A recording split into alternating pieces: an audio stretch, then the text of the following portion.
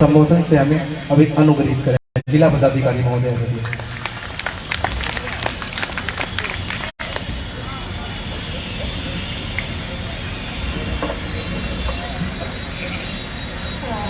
Police अधीक्षक महोदय और पूर्व के वक्ताओं ने जो बातें कही उन्हीं को आगे ले जाते हुए मैं अपना संबोधन प्रारंभ करूंगी। और आज जिनकी स्मृति में हम लोग यहाँ एकत्रित हुए हैं, जिनका जन्मोत्सव मनाने के लिए एकत्रित हुए हैं, उन्हीं की दो वाक्यों से अपनी बातों की शुरुआत करूंगी। उन्होंने बिल्कुल सही लिखा है कि लेखक के समर्पण में ईमानदारी है तो रचना सशक्त होगी, चाहे जिस भी विधा में हो। तो अभी तक हम लोगों ने सुबह से यहाँ पर एकत्रित सभी वक्ताओं की बात जब बताई, बातों को सुना भी, तो सुनकर एक जो मूल रूप से बातें कही गई कि आदरणीय माननीय फणीश्वर नाथ रेणु जी का जो परिचय है वो आंचलिक साहित्यकार के रूप में ही अमूमन लोग देते हैं, लेकिन आज भारतीय इतिहास साहित्य में परिस्थापक, महान उपन्यासकार एवं कहानीकार श्री फणीश्वर नाथ रेणु जी के 102वें जन्मोत्सव पर जिला प्रशासन अरिया के द्वारा आयोजित रेणु महोत्सव के इस कार्यक्रम में उपस्थित पुलिस अधीक्षक अररिया, वरीय पदाधिकारी जिला प्रशासन, अध्यक्ष जिला परिषद, नगर प्रशासन, नगर अध्यक्ष अररिया नगर परिषद, उपाध्यक्ष अररिया नगर परिषद, यहाँ उपस्थित सम्मानित मेहमान, हमारे आदरणीय साहित्यकार, दर्शक दीर्घा में बैठे हुए हमारे पत्रकार, मीडिया, इलेक्ट्रॉनिक, सोशल मीडिया के बंधुओं, उपस्थित सम्मानित जिलावासियों और बहुत अधिक तादाद में यहाँ उपस्थित हमारे प्यारे स्कूल के बच्चे बच्चियों, आज इस अवसर पर हम श्री फणीश्वर नाथ रेणु जी को स्मरण करते हुए उन्हें श्रद्धा सुमन अर्पित करते हैं और उनको भावपूर्ण श्रद्धांजलि भी अर्पित करते हैं। रेणु जी ने अपने साहित्य में अंचल विशेष के लोक जीवन एवं लोक संस्कृति का संदर्भ लेते हुए वास्तव में भारतीय समाज एवं राष्ट्र की समसामयिक समस्याओं का चित्रण किया है। वे निश्चित रूप से समय से आगे थे और उनकी जो रचनाएं हैं, जो साहित्य है, आज के इस युग में भी जब हम आज 4 मार्च 2023 उनके जन्म के 102 वर्ष के बाद की बात कर रहे हैं, उनकी रचनाओं के दशकों 50वें दशक के बाद बात कर रहे हैं, तो आप मेरी इस बात से जरूर इत्तेफाक रखेंगे कि जो उनकी रचनाएं थी वो आज भी उतनी ही प्रासंगिक है जिस वक्त उनका ग्रहण किया गया था, जिनका लिखा गया था उस वक्त थी। तो उनको किसी क्षेत्र में, किसी भाषा में बांटना, मुझे लगता है कि उनके किरदार के साथ ये बेईमानी होगी। हम लोगों ने अपने पूर्व के वक्ताओं में सुना भी कि उनका जो उनकी पहचान थी वो अररिया के किसी गांव तक नहीं सीमित होकर अंतर्राष्ट्रीय पटल तक पहुंची, और वो भी उस समय में जिस समय में आज के युग जैसा सूचना तंत्र और प्रसारण तंत्र हमारे पास उपलब्ध नहीं था। तो निश्चित रूप से वो उनकी योग्यता ही थी, उनकी संस्कृति और जो उनकी लेखन में शक्ति थी वही एक प्रतीक है हम सभी लोगों के लिए, अनुसरण करने के लिए भी। लेखनी में ही सर्वशक्ति है और लेखन से ही हम अपनी बातों को जीवन काल के बाद भी उसको जीवंत रख सकते हैं। आप में से सभी लोग इस बात से वाकिफ होंगे कि हम लोग महापुरुषों की जब जयंती मनाते हैं तो निश्चित रूप से हमें ये स्मरण भी करना चाहिए कि उनके जो कार्य हैं वो उतने अच्छे थे, उनकी जो पद चिन्ह जिन पे हम लोगों को चलना है, जो मार्ग उन्होंने बताया वो निश्चित रूप से इतना अच्छा है और निश्चित रूप से वो सरल नहीं होगा, तभी किसी के जीवन काल के 102 वर्ष बाद भी वो प्रासंगिक भी हैं। और उनका जाने के बाद हम लोग सब लोग पूरे जिलावासी बहुत गौरव और हर्ष के साथ उनका जन्मोत्सव मना रहे हैं। अमूमन हम लोग अपने घरों पर ही किसी का बर्थडे सेलिब्रेट करते हैं, हमें तो अपना पड़ोसी का भी शायद नहीं पता होगा या पंचायत में किसी का नहीं पता होगा, लेकिन आप ये सोचिए ज़रा 5 सेकंड के लिए सोचिए कि अगर हम लोग, और ये बच्चों के लिए ही ज़्यादा मैं कहूँगी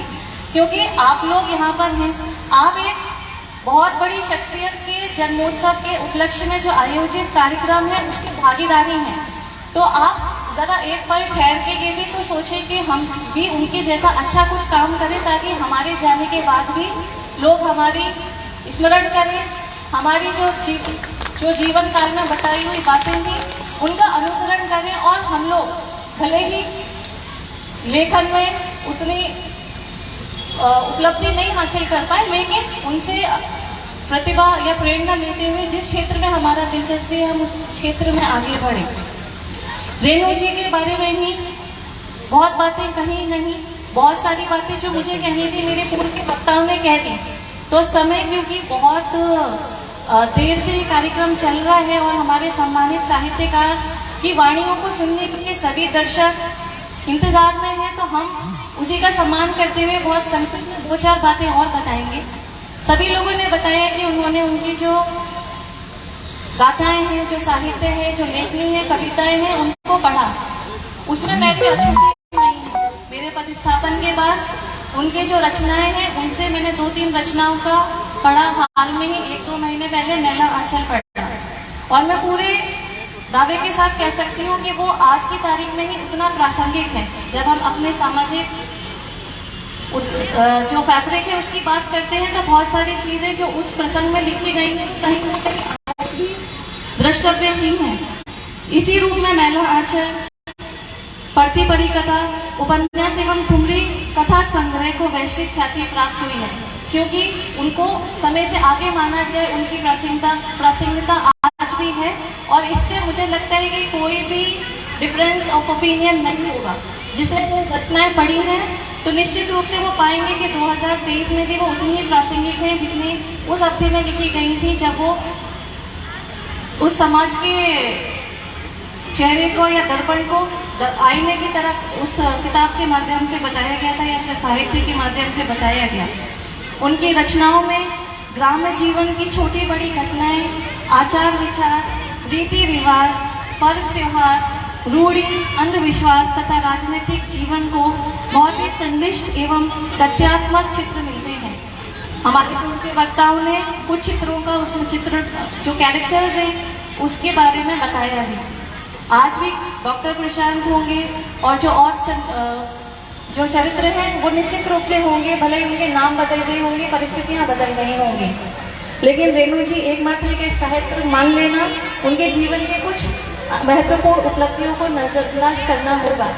ना मात्र सिर्फ वो साहित्यकार थे, लेकिन स्वतंत्रता संग्राम में उनकी भागीदारी बहुत ही अहम थी।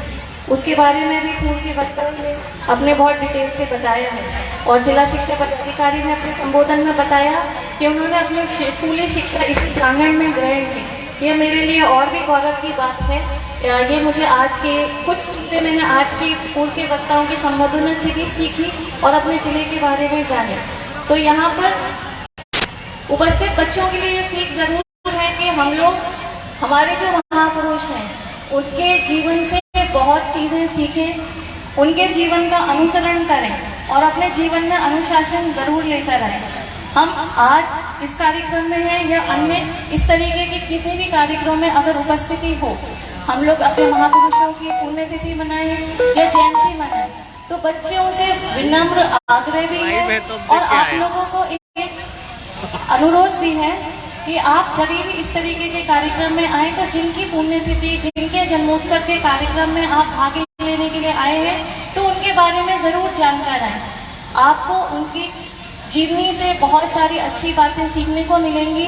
उनके जीवन का क्या अनुशासन था वो सीखने को मिलेगा और उन्होंने इतनी बड़ी उपलब्धि कैसे हासिल की, वो लक्ष्य कैसे हासिल किए, उससे भी आपको ज़रूर सीखने के लिए मिलेगा।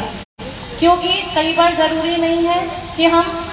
अपनी गलतियां करें और गलतियां करके सीखें। हमने दूसरों की गलतियों से सीखना है और अच्छाई की तरफ आगे बढ़ते जाना है। रेणु जी भारतीय ग्राम जीवन की सर्वश्रेष्ठ चित्रकार हैं। वो आज भी उतने ही प्रासंगिक हैं क्योंकि उन्होंने अपनी रचनाओं में भारतीय गांव के जिस राजनीतिक, सामाजिक, आर्थिक एवं सांस्कृतिक जीवन का चित्रण किया है वे आज भी गांव में यथार्थ रूप में देखे जा सकते हैं। इस लिहाज से वो एक कालजयी रचनाकार हैं। अररिया जिले की पहचान मुख्यतः फणीश्वर नाथ रेणु जी के नाम से है। आज वे हमारे बीच में नहीं है, लेकिन उनका जीवन अररिया जिले ही नहीं पूरे देश को प्रेरित करता रहेगा। रेणु जी के साहित्य विद्यालयों की लाइब्रेरी में विभिन्न योजनाओं के तहत आपूर्ति किए जा रहे हैं। मेरे से पूर्व में जिला शिक्षा पदाधिकारी ने बताया भी, लेकिन मैं फिर भी आश्वस्त करना चाहूँगी कि जहाँ पर और भी आवश्यकता होगी तो हम लोग जो उपलब्ध संसाधनों से फणीश्वर नाथ रेणु जी की रचनाओं, उनके साहित्य को कैसे अपनी पंचायतों में, अपने विद्यालयों में पहुंचा सके, उसके लिए हर संभव प्रयास करेंगे ताकि नई पीढ़ी उनके व्यक्तित्व एवं कर्तव्य की जानकारी प्राप्त कर सके और उनसे प्रेरणा लेकर रेणु जी की विरासत को और भी आगे बढ़ा सके। अंत में एक बार फिर मैं महान साहित्यकार, क्रांतिकारी, स्वतंत्रता सेनानी और अररिया जिले की पहचान श्री फणीश्वर नाथ रेणु जी को उनके 102वें जन्मोत्सव पर श्रद्धा सुमन अर्पित करते हुए रेणु महोत्सव के अवसर पर आप सभी लोगों का एक बार पुनः अभिनंदन करती हूँ और आभार व्यक्त करती हूँ कि आप सब लोग यहाँ पर आए। आपकी उपस्थिति इस कार्यक्रम को और सफल बनाएगी और मुझे आशा है कि हर बीते साल हम इस कार्यक्रम का आयोजन और भव्यता के साथ करेंगे और जिला वासियों के सहभागिता से करेंगे ताकि एक एक व्यक्ति तक उनकी जो बातें हैं, उनके विचार हैं, उनकी जो प्रेरणा है वो ज़रूर पहुँचे और उनकी जो अच्छे बातें हैं हम लोग आने वाली पीढ़ियों तक ज़रूर पहुँचाएं और उनको हमेशा जीवंत रखें। भले ही वो अपने शरीर से नहीं हो, लेकिन हम अपने विचारों से हम सभी लोगों के हृदय में हमेशा जीवित रहेंगे। उन्हें पुनः श्रद्धा सुमन अर्पित करते हुए, भावपूर्ण श्रद्धांजलि व्यक्त करते हुए इस जन्मोत्सव के कार्यक्रम में उपस्थित सभी श्रोताओं का, उनको उपस्थित यहाँ पर जितने भी सामान्य साहित्यकार हैं जिनको सुनने के लिए आप लोग इतने अनुशासन से बैठे हुए इतने समय तक, अब हम लोग इस कार्यक्रम को आगे कंप्यूटर को सौंपते हैं ताकि हम आगे लेके जाएं। बहुत धन्यवाद, शुक्रिया।